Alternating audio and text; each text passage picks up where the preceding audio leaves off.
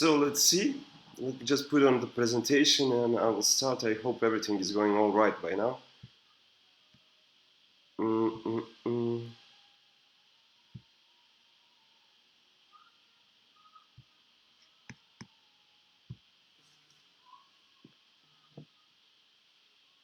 So, hi everybody, this is Dr. Milos LJUBICIC speaking. First of all, I want to thank you all from all the guys from World of Dental Association for inviting me. This is so thrilling for me. It's my greatest pleasure to be here. And thank you all for going up live, especially my friends from Serbia because it's 7:30 a.m. And thank you all for watching. So we will talk about dental photography and the importance of dental photography. I will show you a little bit of my work because I don't believe you have heard of me, and so you can see what I'm doing because the picture is speaking 1,000 words and you can see where we're going from this. And we will get to the important parts of any kind of photography in dentistry, and just stick with me and always ask any question. I will be happy to answer at the end of this presentation. So we can start with something I will show you. I'm into photography for a long time, and this is something that I did for years. Maybe now it's about 10 years that I'm doing. I stopped doing this. This is a commercial type of photography that sells. So this is some kind of galleries on the stock sites, the site that you're going to buy an image you want to use for any kind of presentation or any kind of work you want to do for a web page or something like that. So this is my friend Milan. I always want to make famous with girls and photography, with fashion photography of girls, but this is the guy who made me popular because this photo was in 2015 the main photograph of Nespresso company worldwide. This is the pictures from Vienna, Milano, and we have a friend in Beijing, so this is from there. He was quite famous in Turkey, so I have a couple of billboards in Rome and everywhere. This is I won more than 20 awards in general photography, but because all of that time I couldn't find a job in dentistry when I finished the college, when I finished the faculty, and I started doing this photography so I can make a living. So it turns out I'm talented for it, so I won quite many awards. So I'm just showing you a couple of photos that I did. I worked with models. I did a couple of editorials for fashion magazines. I worked with bloggers. I was into food photography. So these photos maybe are not important to you, but they wound up on the billboards. So if you were in Serbia, maybe you could see it 5 years ago. So this is something that I was doing and I was quite passionate about it. This is maybe my most popular photo in dental photography. It's not my best, but this girl from Russia made it with painting, and I love it. I really love it. It's a special thing when someone considers your photo so beautiful that they want to make a painting from it. So I wound up on covers of many magazines, and this is something special for me. This is something that I'm most proud of. To be on the cover of Jerd magazine. Thank you, Professor Rade Paravina, for making me so proud and my parents proud. I just wanted to show you quickly. And this is some kind of photos that I do. And these are maybe the most popular photos in dental photography, especially when you ask me, when you say to me dental photography, this is kind of image that first come to my mind. They're the most popular, they are not the most important one. This is the smallest part of dental photography and what dental photography can provide you. But they are the most popular. Some people hate it. They are saying they are not dental photography. I personally love it. It is dental photography. You have everything. You have teeth, lips, and everything that we see every day when we're working. So why not to be dental photography? It's the most popular, but the smallest part. And when you want to present something, I don't want to bother you so much with this intro and with all of these photos. When you want to present something, you can do this in a different kind of way. You can shoot in studio, you can work with model. This beautiful girl, Franca, was a model on my course in Croatia, with Joško Viskić and Nikša Ducić. If you're watching this, hi guys, hi Hrvoje. So you can express yourself if you're mastering photography in general. You can express yourself. This is a patient from my dear colleague Dr. Marija Živković, and we did something a little bit different so we can advertise a beautiful smile with this beautiful girl who helped us. And this is something that I was working lately. This is a little bit different, but you can express yourself artistically any way you want, and especially with those lips, if you invest your time, I don't know, weeks, months or years in building something that you're really passionate about it, that you're working hard on it, why not to express yourself artistically, because it's beautiful to watch, and that is the whole point of these photos. But why all this? Is this important for you? No, it's not.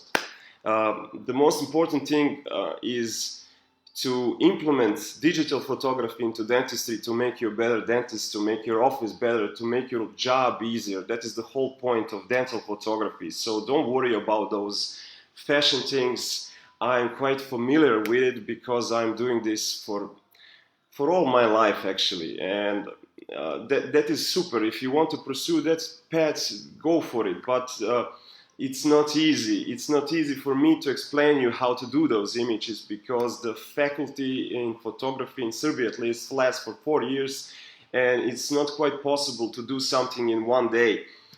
But we have to stick to the most important part, and this is why is dental photography, why is digital photography important in dentistry, and what can you do with it. So this is one slide, and this is the only slide that has all this text on it, and I won't be bother you with that. We will try to make something from it, like we will imagine that we have a patient today and how we can do with it. But first, the usual question that I get: what type of equipment, what is the best camera, what is the best lens, what is the best flash for dental photography? And I like to quote famous photographer Nelson Adams for that, because he said the best camera is the one you have with you. So something else is much important than equipment. The protocols. You have to worry of some different things when you want to start with dental photography. It's not about the equipment, it's not about the settings. We all have the cameras on our mobile phones. So if you're starting the dental photography, start with your mobile phone and concentrate on the protocols. Why are the protocols important? Because when you follow some kind of protocol, when you want to document your patient, you can do it exactly the same when you first meet the patient, on the initial phase of the patient and the final phase, and maybe in between, but we will talk about it right away. So forget about the equipment if you're beginning with. Start with your phone, but be sure to buy those cheek retractors and occlusal mirrors in dental photography. This is why I didn't want to waste your time so much on this webinar to talk about the cheek retractors and dental mirrors. I made a post in this group, World of Dental Association, about the mirror and the equipment and how the shape of the retractors affects the photo that you're going to make, especially the color of the retractors. And of course the mirrors. And I have to tell you, if you're seeing those images on your right side, you won't be always able to make those photos, to make them perfect. It's not the case every time. It's not the case in most of the time, because the patient cannot open that wide the mouth and the cheek retractors. Maybe he has, or she has the smallest lips, so she cannot, the lips and cheeks are not that much elastic. But if you're starting with dental photography, be sure to buy the cheek retractors, buy the mirrors first, and start with your mobile phone. And concentrate on the most important part, that is the protocol. I will show you some kind of basic protocol that I do, and why do we do it. That is my opinion, why do we do it. But you can Google it. Google Invisalign protocol, Google American Academy of Cosmetic Dentistry protocol, learn about the protocol. We will talk about it right away. So let's imagine that we have a patient today. On this image, this is my dear friend Nicola and my colleague and friend Jana. And this is just to talk about something. I don't know how much time do you spend with the first visit from a patient, but let's imagine we have a patient today. He's calling to check out for veneers or any kind of intervention. So just sit with him a little bit and talk with him. If you're already into dental photography, you can show your patient the work that you did. Because the patients today, they're coming all prepared to their office. They're Googling all the problems and they will see all different kind of images. In my case, usually the patients are coming to get no prep veneers because they read about it on Google. That is the best thing. Even though they don't have all the teeth in the mouth, they will ask for no prep veneers because they heard about it. This is the best one. I want it. It doesn't matter if you have the cavity all over your teeth. No, I want not prep veneers. That is what I want. So it's your job, and it's much easier to talk with a patient if you have some kind of presentation already prepared of your cases, so you can show your patient how each step of the procedure is really looking like. So it doesn't matter if the patient came from for one crown. You can show your patient all the steps, because today they're going to learn about it, see about it, and they will try to explain it to you how everything works. This is my case. And it doesn't matter if you document it and show to your patient, is it a simple case or is it a little complex case like this one, all on 6, all on 4, and you can see, you can talk with your patient a much easier way when you're showing him the images that you took. This is something that I did for fun, and I love showing this slide. This is 40 years old because this is the extracted tooth and has a lot of cavity on it. And I just removed the cavity. This is the silly preparation. If the tooth was in mouth, of course the preparation would be completely different. But it's fun for me. It's the beautiful images. I did my best to make the filling on this tooth, and I can show my patients every step of the way that I'm going to do in their mouth. Because the patients are always afraid for something they don't know. We all are afraid from the unknown. But if you show your patient how the procedure will look like, and there will be no pain, he will understand and he will be willing to agree on your terms, and he will be knowing in his head what are you doing precisely, because you have a different type of patience, somebody that doesn't want to know anything, just do the work. So the whole point is that when you're using dental photography, you can use it to advertise yourself, or you can use it to communicate with your patient and educate your patient about the procedures. So, of course, in the first visit, you have to do what is right, because we are the doctors of dental medicine. Take the whole medical history from your patient, take the whole x-rays. If the patient doesn't have the x-rays, send them to make the x-rays. And this is something that I'm suggesting to the people that are coming to my courses and my lecturing. If you're starting with dental photography and this is your first time, you can do this little trick with your patient when this is the first visit, and when you're doing the routine checkup, you can do in the middle of a clinical examination, you can tell your patient, okay, let me just make one image, one photo, so I can show you the situation in your mouth, so I can show you what I'm exactly talking about. Because when I didn't make the photos of my patients, I tell them, okay, you have a couple of things in your mouth, and I don't know, the patient don't want to see that. No, he doesn't want to hear about it, because, okay, doc, you told me I have a couple of things to do, but can you fix this one thing that is bothering me, and I will come in a couple of days or weeks or months or never. Because the whole point is, if you show to your patient what is the situation in his mouth, and when he sees this, it doesn't matter if you're showing to the patient on your mobile phone, just pinch in and zoom in your images, zoom in the places you want to pay attention to your patient. When the patient sees this, he will change the priorities in his life. He doesn't want to buy new clothes or new phone or anything. He will invest in his health, because that is the best way for him. And it's a win-win situation, because with a dental photography, with the photos, you can see the patient can see on a big screen or the small screen via tablet or the laptop or whatever is the configuration of your dental office, but show to your patient the situation of his teeth in his mouth, and he will be willing to work with you, and he will understand. He will not be oh, I don't know why he's talking to me, I don't see any problems because I don't feel any pain. Because usually, at least for me, the patients coming to my office, usually when they have the pain, when something is bothering them. So show them everything, and you will, with this one image, the occlusal image, you can show so much, and you will be making money and helping patients because the whole idea of our work is to help the patient. So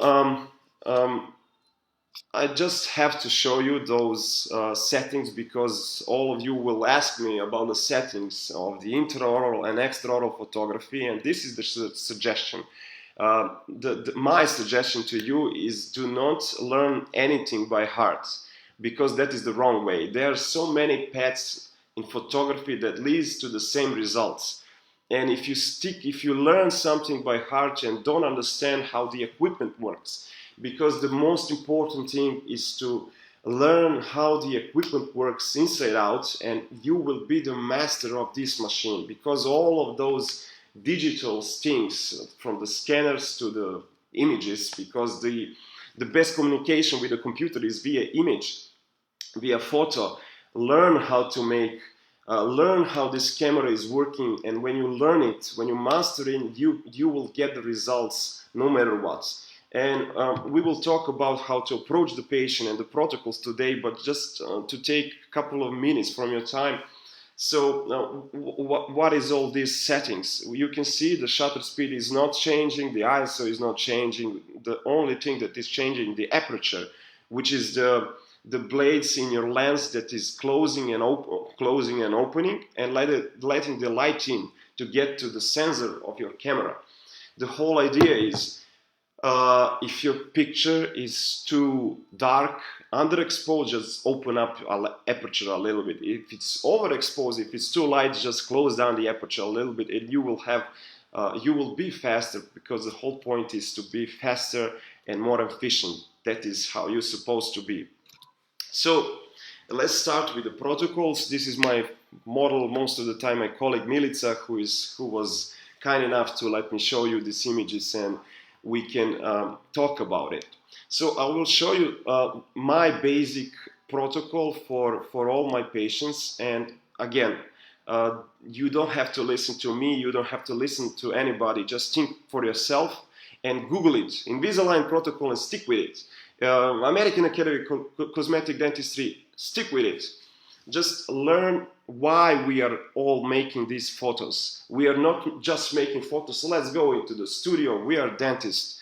We don't have to go to the studio, we don't have to do this, because the dental photography should help us in our work.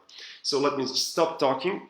Let's imagine this is a patient, and as I said earlier, let's imagine this patient came to us to do the full mouth rehabilitation or veneers. It doesn't matter. So the hardest part is how to approach your patient. Because if you ask me, if I'm going to your office, let's do some pictures. So why? Why do you want to make pictures of me? So that is the whole idea.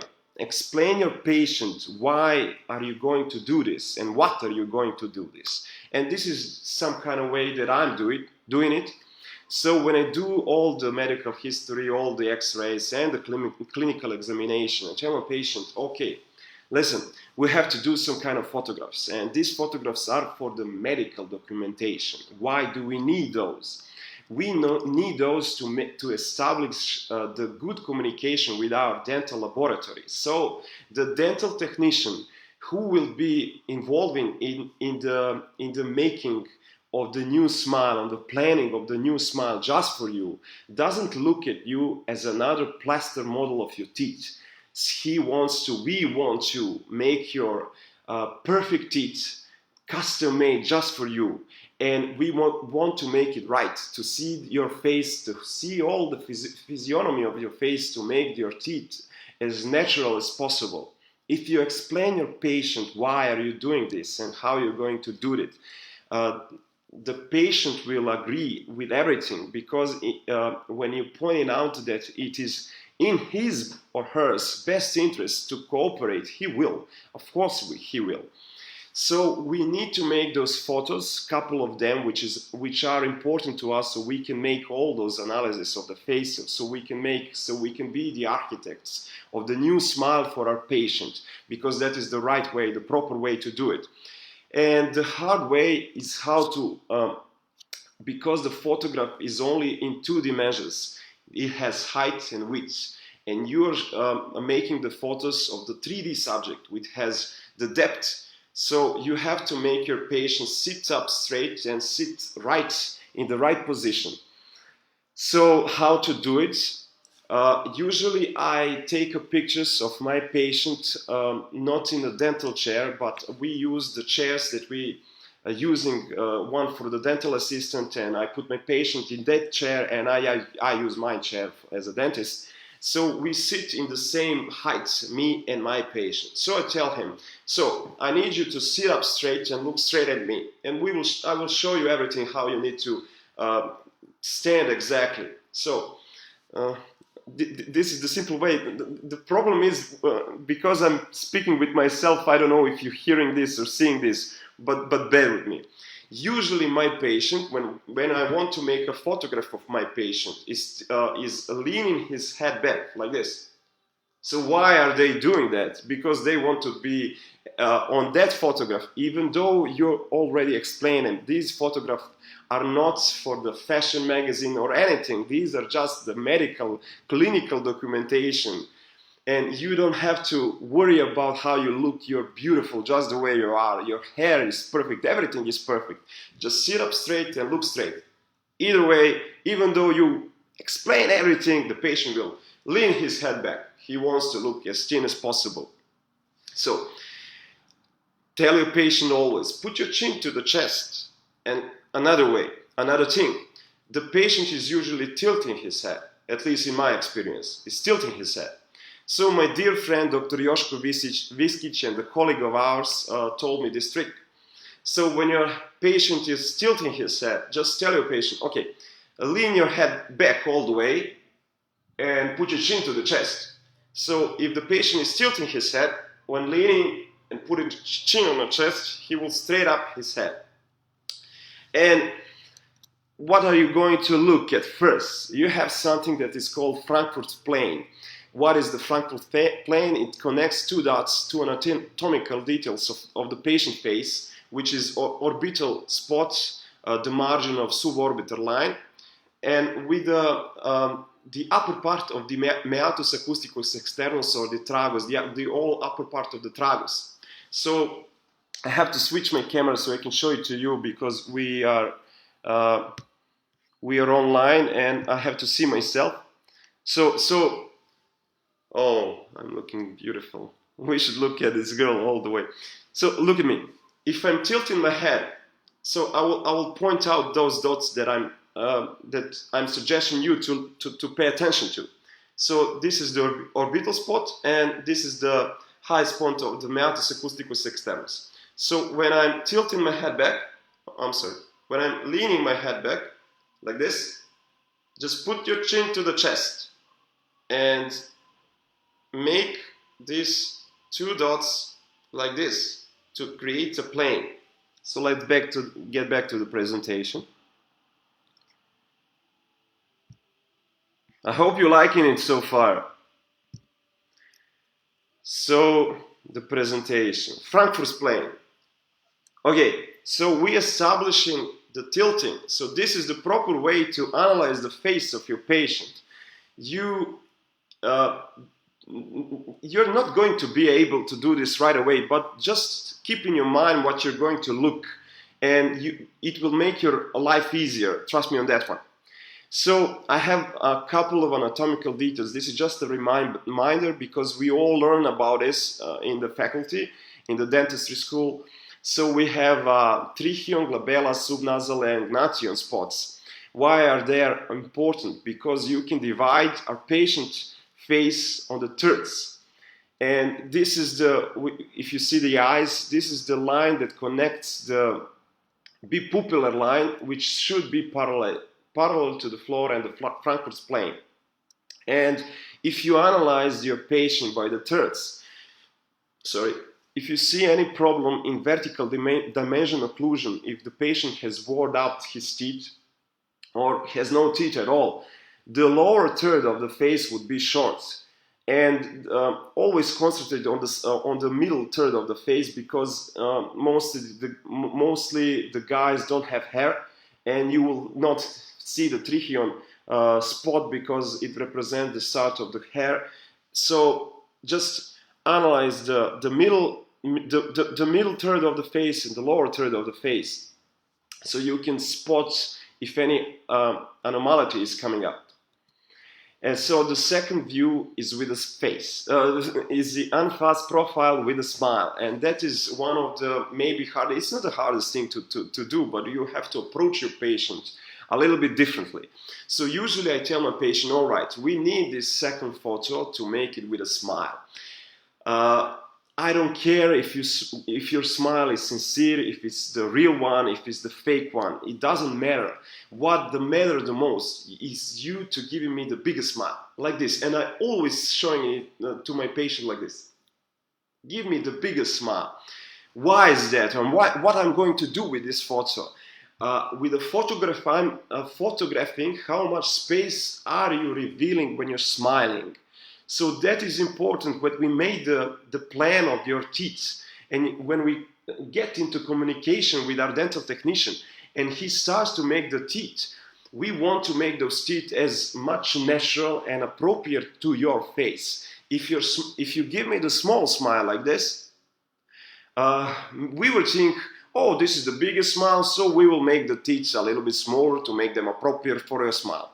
This is the sentence when I told the patients like this, and when I explain it like this, they're going to smile all over around their head, because they are aware that with the biggest smile, they are involving in the smile planning that you're going to do, and they will be happy because you're paying so much attention to the future teeth and future smile of your patients. So they will be happy to smile. You don't have to tell all those jokes, because we want this photo to be exactly with the Frankfurt line and with a smile, so we can make the analysis. We can see the bipupillar line, we can see the middle face, and we can see the teeth and how they are positioned between all those parameters that we just talked about it. So usually the dental technician wants the bigger smile so he can make some kind of planning, and we are doing that also. We need to put this bipupillar line straight down and see our teeth and look at our teeth.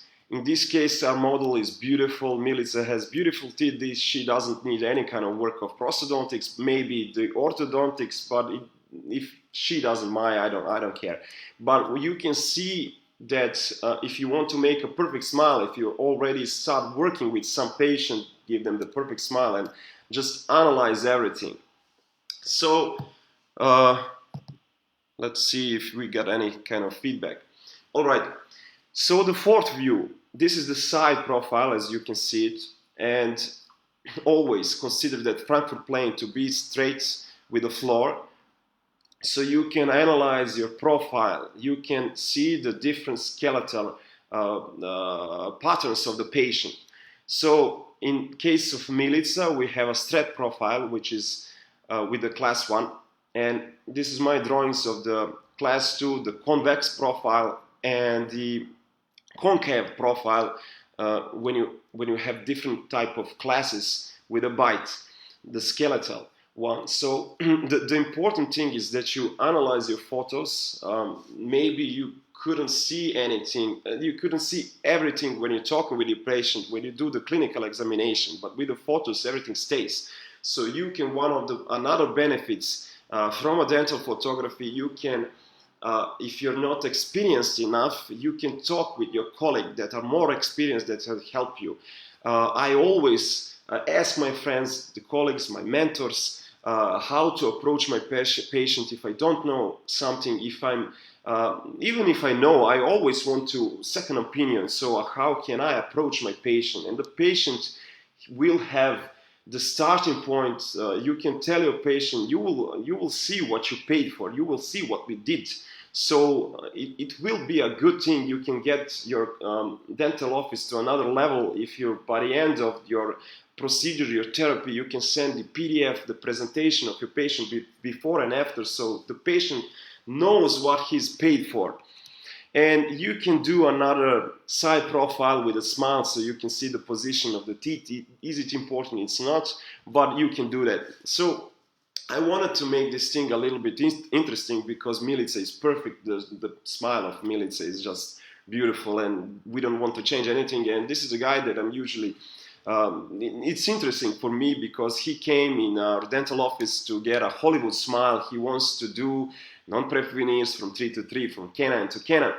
And so let's spend a little bit time to analyze a little bit just the photos of this patient. As you can see the impression of his left cheek that is more than the impression on the right. And you can see the smile of this patient that is not even. And this is not a hard case that you will get. Usually I get patients with no teeth, and you have to make planning without teeth, and you won't be always having the perfect situation, so you can make some kind of planning, you can brag about it on the internet, or it's not in theory is okay, but it's not that in the practice, because it's much harder in the practice. So let's analyze this guy. So look at the smile, it's not even, and look at the impression on the left cheek. And so this is the intraoral images that you're going to do, and this is how the patient looks like intraorally. And this is another image that I usually make. This is just the basic protocol that I do to every patient that comes to my office. And if we analyze this photo, you can see the wear of the teeth on the vestibular side of the left teeth more than the right teeth. And we are here to talk about dental photography, but we can little bit discuss about it. At least I'm discussing with myself in this way because I'm talking with the camera. Anyways. Something is wrong, maybe the hypertrophy of the muscle, maybe he has some kind of problem of the joint. Do your medical history right. So ask your patient everything. This is the left side and the right side, and the occlusal point, occlusal view, and you can see on this patient that he has no enamel left at all. So it will be wrong for us to make those veneers from canine to canine in the upper jaw, since his vertical dimension is low. So we have to make full mouth rehabilitation or something similar to that one, because we want to make it right. And the whole idea is to help our patient, not the other way around, just to make money, because you won't be happy with it. So I made this kind of, I called it smile planning. It's something you can see all over the internet. The whole idea of this one is to tell you that you can do it for yourself. If you start with a dental photography, just keep your images. It doesn't matter if your teeth is ceramic ones or the natural ones. You can use any kind of software to just crop out the teeth that you can use later on, and I will show you how. So this is the same patient, and this is the intraoral image of the dental technician that we are working with, so I can see the results. This is the picture made by me, so I can make the same picture with my patient, and it's the same equipment, same lighting, and I can use any kind of software just to crop out the teeth. Maybe I would be faster with Photoshop, but this is the Keynote. I'm a Mac user. This is the free software, and you can do anything with this. And in one visit, I can show to my patient how the smile is going to look like, something similar to that. And the whole idea is, in one visit, if you make, I don't know, maybe 45 minutes or 1 hour, so you can do all the protocol photos, and you can do this in 10 minutes or so. Sorry, I can do this in 10 minutes or so. I was not born with this knowledge, I learned it. and you will have to learn about cosmetic dentistry, aesthetic dentistry, all the principles of it, and analyze the face in the proper way so you can make this easier. It won't be easy at the start, but I'm just going to give you something to think about. You don't have to listen to me or anybody with this subject, but think about it, how to approach your patient the better way, and with the photograph is the best way to approach it. So I can see with my patient, is this something that you are looking for? Are we on the same page? This is something that you are looking for. The results would be even better when we do this. But I'm using all the images that I made with my dental technician, and I know the results. I'm not using someone else's photos because maybe it can look a little bit better, and I cannot go with that. My dental technician cannot do it. Yes, she can, but you see where I'm going with this. You will have to explain your patient the best way, and the patient will be happy because you're spending time on him and trying to make him feel better and better. So you can send your dental technician all the protocol images, and the whole idea is for the dental technician to do the waxed up, and you can do the mock-up so the patient can see in his mouth. Most of the people in Serbia are not doing that way. Not the most, but there are some parts of the Serbia which is a little bit poor. So they don't have to afford the waxed up.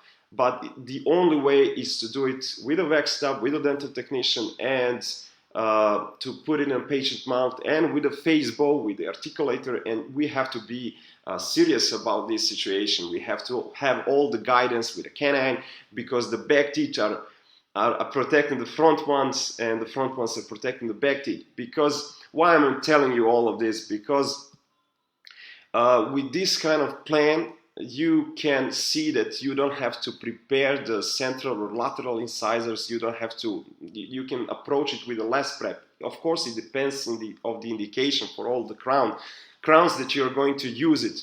And in this way, you can see that you have to a little bit more prepare the canine, because they are over-erupted. So if you want to start with a treatment of this patient, just analyze the photos and make the right way. Do not make the veneers from 3 to 3, because it's not the right way to give the veneers to this kind of patient. He will grind it. He will do something that he will break them in a couple of months, and then the patient will be unhappy. You will be unhappy because the patient is arguing all the time. He's complaining all the time. And just do it right, and make all those analyses. This is at least my point of view. Don't take it so serious. But in my point of view, if you invest all your knowledge and everything in the preparation, the execution will be faster and simpler, and you will not have to worry about it. So one of the things with the dental laboratory, you can take the photos. This is the horizontal line is the same as the bipupillar line, and this is the middle one. This is the mistake. Someone made a mistake. It doesn't matter who it is, but this is the tryout of the ceramic teeth, and I'm usually making the photos and I'm drawing over the photos so I can talk with my dental technician what I want. So you can see all the images, not only this one. And I want these teeth on the left side to be a little bit lower, so we can make the greatest work. At least we are hoping it. One of the benefits of dental photography is the color communication, and I will make this as simple as possible. It's not a simple thing we could talk about this the whole day at least, but just to give you a little bit insights. I won't be bothering you a lot, but the whole idea is when you're holding the color key in front of your teeth of your patient, just keep in the same plane of the teeth.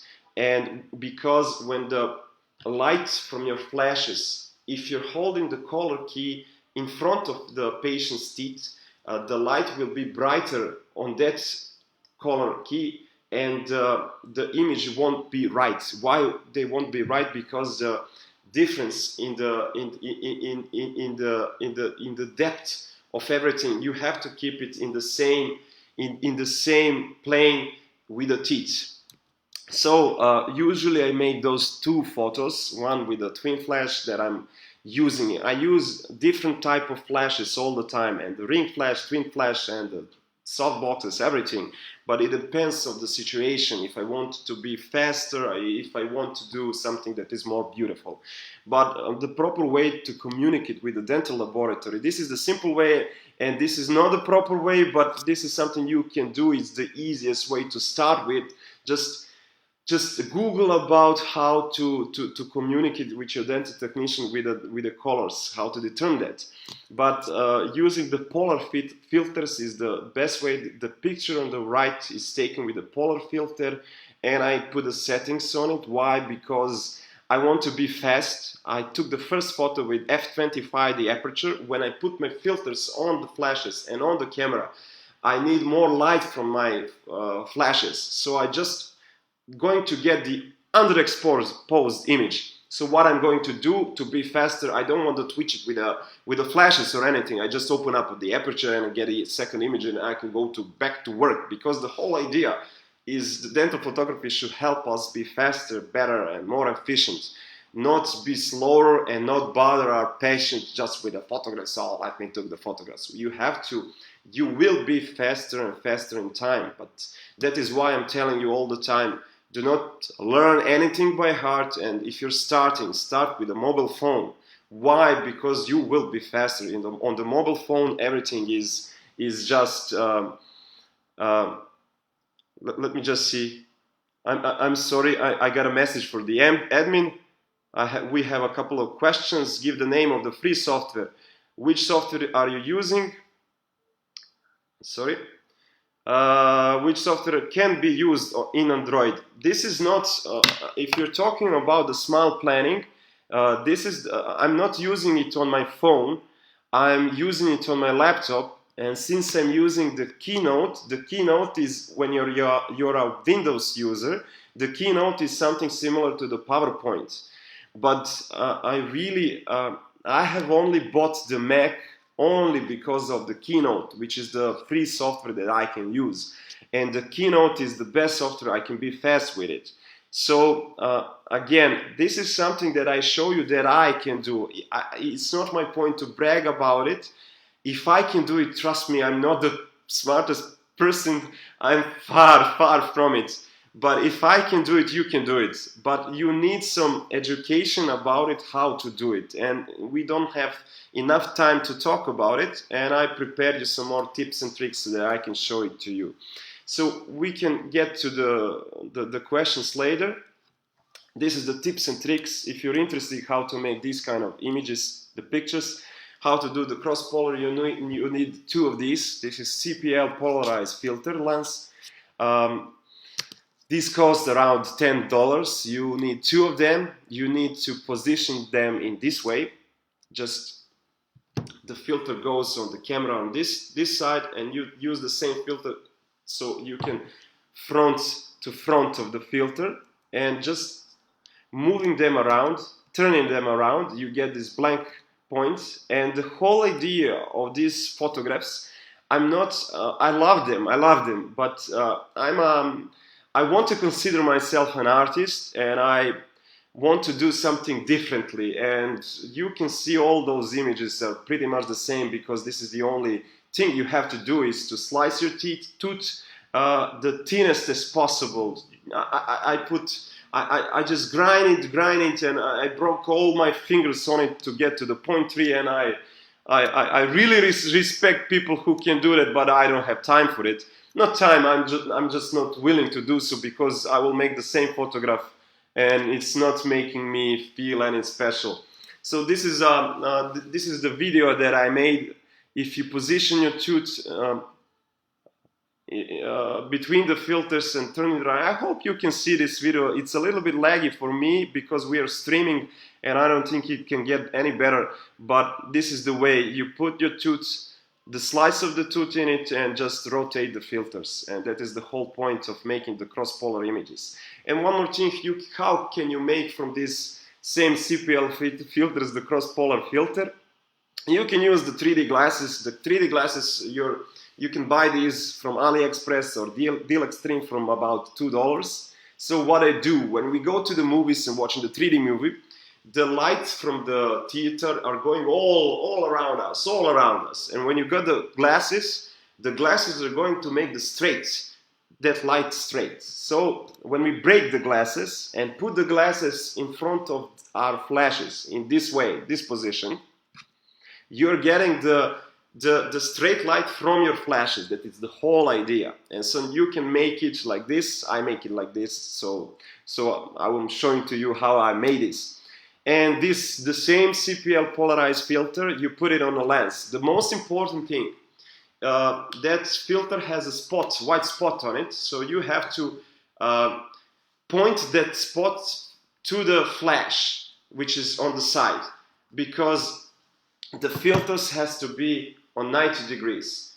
And this is just, you can do it. Is this the best filter you can get? No, it's not. You can buy the polarized. They are not much expensive, but they are made just for that. But you can, if you don't have money, if you want to try with it, because this is the proper way to communicate. This is the best way. You can get these kind of images with your patients, and they are quite fun, and they are excellent in communication with the dental laboratory for the color, but always use the color key, so you can compare the teeth and the color key.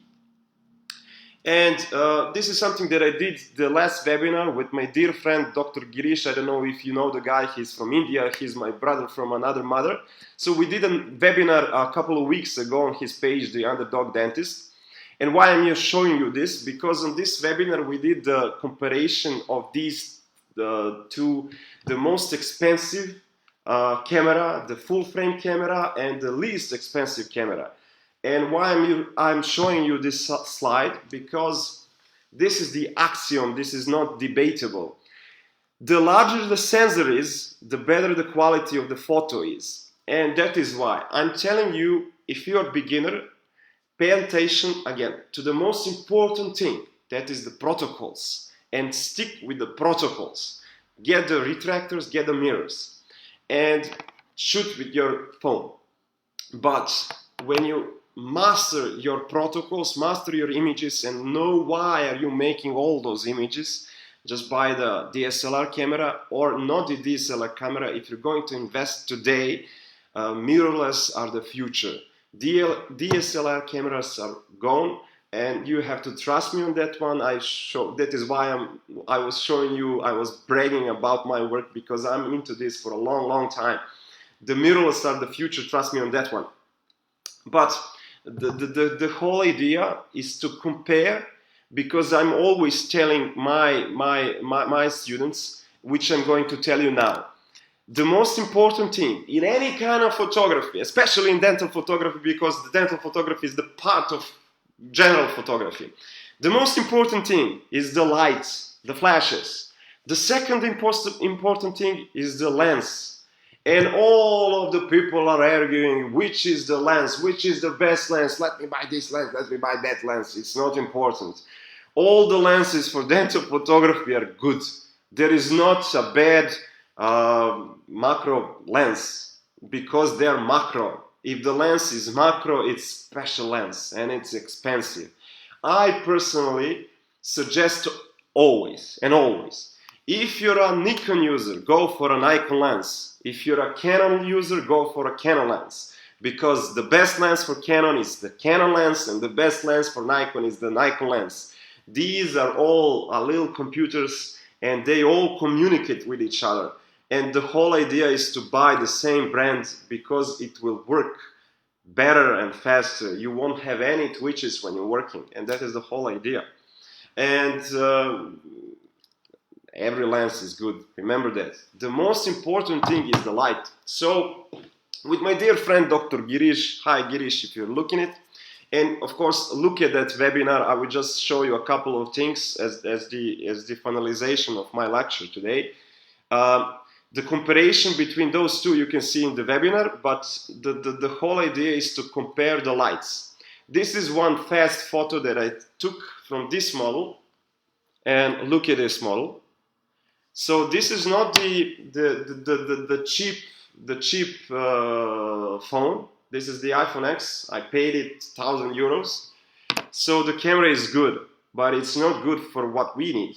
But it's good to start with something. But if I pinch in, when I'm zooming in this case 2.5 times, I can get some decent photo of this model. So the whole idea is to compare it with the cheapest DSLR, the Nikon D3400, which costs, the body only costs 350 euros. Again, check out my webpage, Dental Photography by Dr.MILOS LJUBICIC. I post about the recommendation of the equipment, and I posted on this page, the World Dental Association, also some kind of posts that will help you with your dental photography. So let's stick to the presentation. So this is the best thing I can get from my iPhone. And if we zoom it in, it looks like this. I don't like it, but it's a start because I don't have to think about the settings of my camera. I just take the pictures. And I'm concentrate on what I'm taking picture of and how to analyze those photos and how those photos can help me become better dentist. Because I want to be better dentist, not a better photographer. I'm quite passionate about the photography and I love it. But first thing first. Better dentist than better photographer. Okay, so this is my iPhone with a built-in flash, and again, this is the best thing I can get from an iPhone, and this is the ring flash on the cheapest camera, Nikon 3400. So if I change the ring flash and put a better twin flash, I get these results. So you can see the difference, right? So I have another video on these twin flashes when I put the small diffuser, which cost around $2, and you can get these results. It's not a big deal, but it's a little bit different. So this is the ring flash, again, the twin flash with the diffuser, and this is the standalone flash. What is the standalone flash? Look at the webinar that I did a couple of weeks ago. This is the standalone flash. And how you can use it, I will show you on that video. If you're interested to look at it, you don't have to. So this is the standalone flash naked, without anything. This is the standalone flash with a small diffuser. And this is the standalone flash with a softbox. So you see the difference. We can go another turn on this, so you can spot the difference. So this is the iPhone. Sorry. It's a little bit laggy, I'm sorry. We have to wait for this computer to work. Come on. Okay, so this is the iPhone, right? This is the ring flash. You can see the difference of the model because iPhone has a wide lens of 28 millimeters, and that is why we are using 100 millimeters, because he doesn't distort the image. Okay, let's stick to the subject. iPhone, ring flash, twin flash, diffuser, standalone flash, with a diffuser, and with a softbox. And this is when I zoom in 100%. You can see how this model is dirty. I'm sorry for that, but I cannot see that actually when I'm looking at it. So if we compare, because I get this all the time, do not make the pictures with the softboxes. I don't like it. They are not the medical documentation. Yes, they are. So look at these two images and tell me, where do you see more details? So I know this is fake gums, but on the left image with the soft boxes, you can see the gums, they have volume. On the right one with the ring flash, you don't see anything.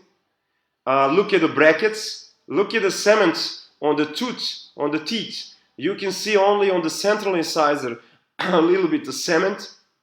But on the lateral one, on the canine, with the diffuser, you can see the cement is not right. And look at the lower jaw where I remove the brackets. With the ring flash, you cannot see all the details, but with the soft boxes, you can see all the details. And that is the whole point. Just think for yourself. And the whole point is to help yourself with the presentation, with everything. And look at the model. I hope you can see it because I cannot. And compare the model with the images. And which image is The right one. Another one. Because you're looking with a camera from my laptop. So that is all from me today. You can follow me on Facebook. I have a group, Dental Photography, Dr.MILOS LJUBICIC, or Instagram. Go with the questions because I'm here. You can ask me anything about the equipment or this lecture or anything you want. And I hope you like it. I don't know how much of you are watching this because I'm talking with myself for an hour exactly. So can someone send me the questions so I can see, or we can finish for today? I don't know. Just talk with me via the WhatsApp or whatever you like. So I got 4 questions about the software that I'm using. I'm using the Keynote. The whole idea of the Keynote is free for a Mac user, and I told you I only went with the Mac because of the Keynote, and I wasn't regretting this time because the Mac, this laptop, I have it for 6 years. He's working all the time, and I have 0 problems with it. It's not anything different with a Windows one, but it's a laggier. You can use whatever you want. You can use the whole idea. Which software can be used on the Android? If you're making pictures with your phone, all those new phones have those drawing applications. Just make the picture right. Look at the clinical documentations. Look at the protocols. Look at what we are going to take a picture of, and you can draw with your finger. Just use any kind of application. Use your imagination. You don't have to listen to me. I don't have to sell you any kind of application because today everything is free on this kind of softwares. That is the whole idea. So maybe I don't have any questions if you guys watch it or not. Let's see. So I will wait for a couple of minutes to see if we have any kind of questions. I hope you do.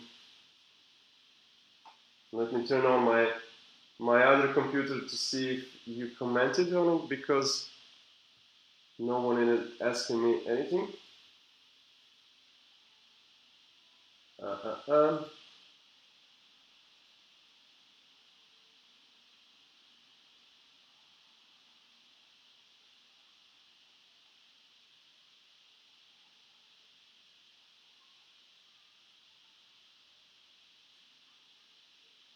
So just tell me if there is no questions. That's okay. I'm a little bit sad about it, but just tell me so I can stop the streaming. Let's see.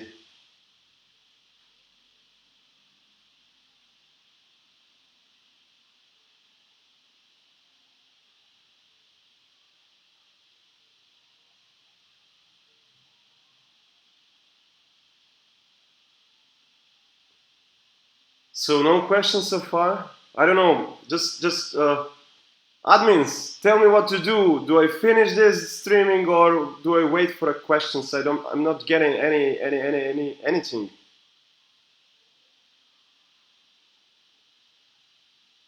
Maybe I can see something. Let's see.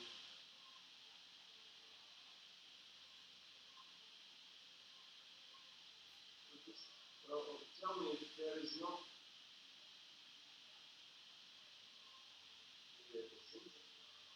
Oh, nice question. And thank you for the question. I don't know if my admins ask me the question, so I won't be sad because no one is asking anything. What twin flashes will I recommend? And this is the whole idea. And this is excellent question actually.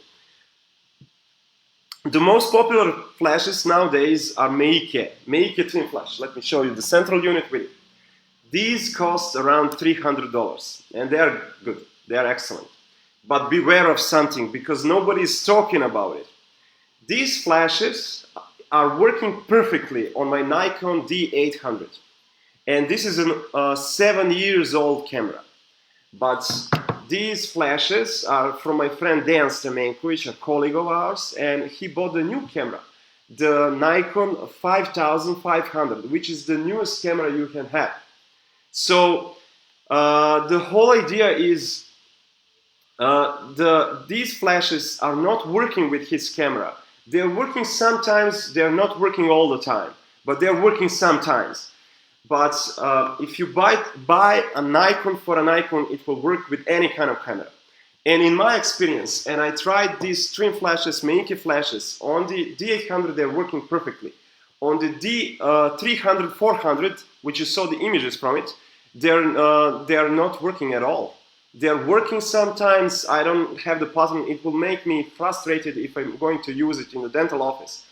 So the whole idea is to buy the same brand of the flashes. So I will always, if I'm a Nikon user, I will go with the Nikon flashes. And if I'm a Canon user, I will go with the Canon flashes.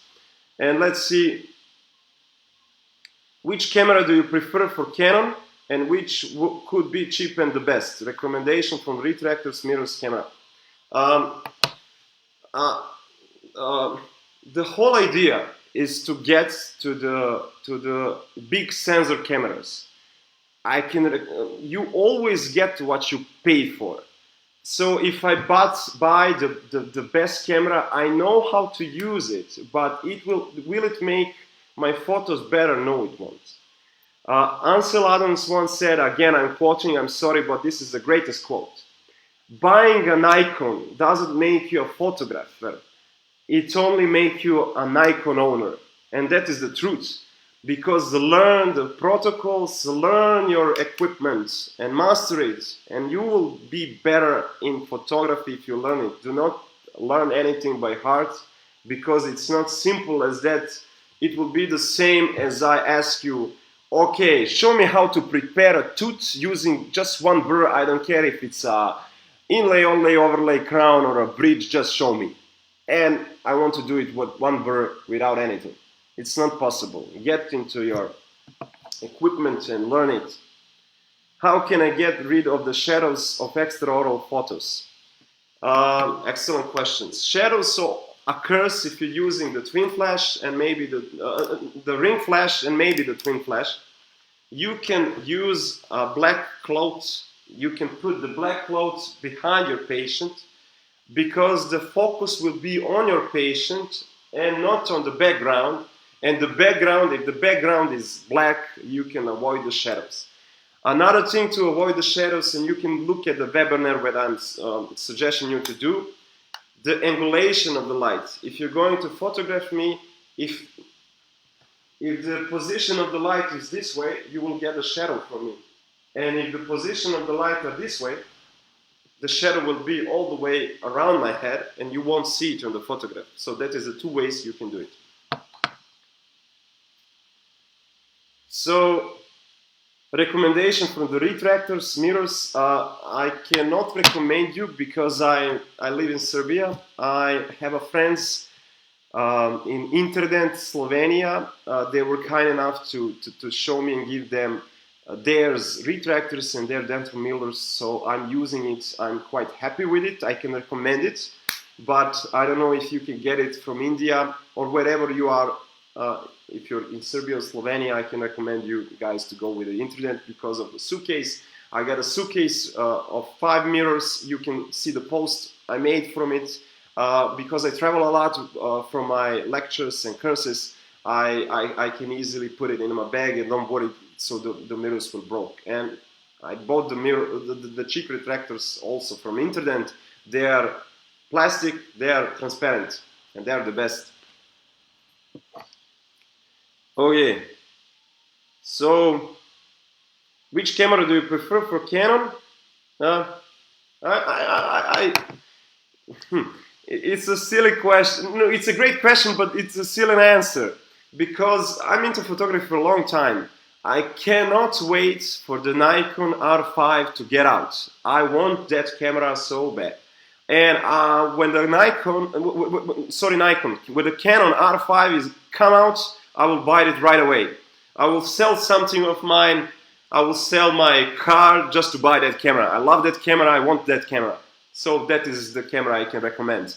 And always, buying a camera nowadays, go for the mirrorless. I don't care about the brand. The brand is not important. The important is for you to understand how the camera is working. So that is the whole idea. And I can see we're not having any more questions. So thank you all for watching. I hope you like this video. Follow me on Facebook if you like. Follow me on Instagram if you like. And ask questions. I will be happy to answer. Again, thanks my host to make this possible. It was a great time for me. So thank you all for watching and bye from me. Cheers.